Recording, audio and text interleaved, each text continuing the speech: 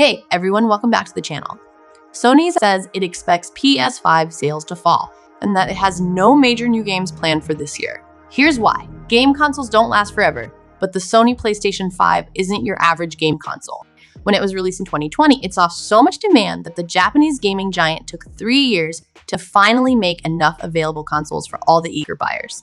But every console has a lifespan. On Wednesday, Sony announced that its 4-year-old PlayStation 5 was missing sales targets, and that it will likely struggle even more this year. The company saw weaker than expected holiday sales and cut its PS5 sales forecast for the year ending in March to 21 million units, down from an expected 25 million. The company also said it expects a gradual decline in unit sales in the next financial year, in part because it doesn't plan to release any of its own major franchise titles during that time. Looking ahead, PS5 will enter the latter stage of its life cycle.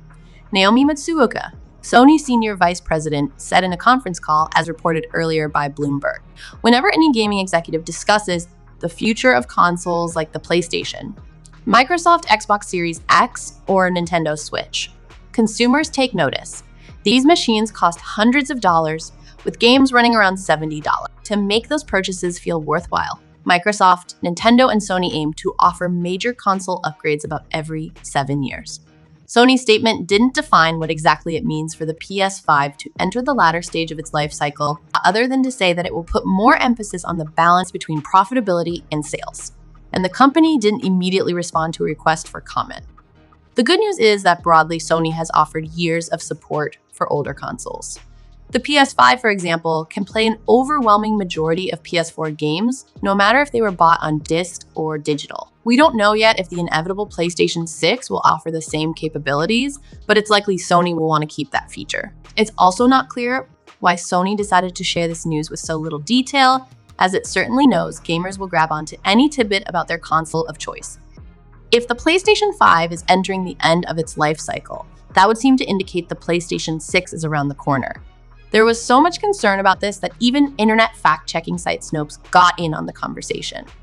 It may seem ironic, then, that when faced with the question of whether the PS6 was imminent, the best answer Snopes could come up with was probably not. As Snopes points out, Microsoft and Nintendo are both rumored to be releasing new gaming products this year. If those rumors are true, Sony may feel a need to try to release something in response. Sony also said it does not have any big games made by its internal development studios planned for this year.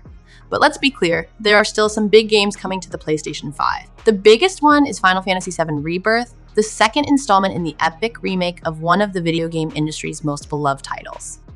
Sony is also planning to release a remaster of The Last of Us Part 2, which will conveniently land ahead of the planned second season of the hit HBO show The Last of Us, starring Pedro Pascal and Bella Ramsey. That said, it's a slower pace than 2023. Which was considered one of the best years in game release history, with hit titles like Spider-Man 2 from Sony, The Legend of Zelda, Tears of the Kingdom from Nintendo, and Starfield from Microsoft. If you're considering a PlayStation 5, now may be a great time to buy one, or at least consider it.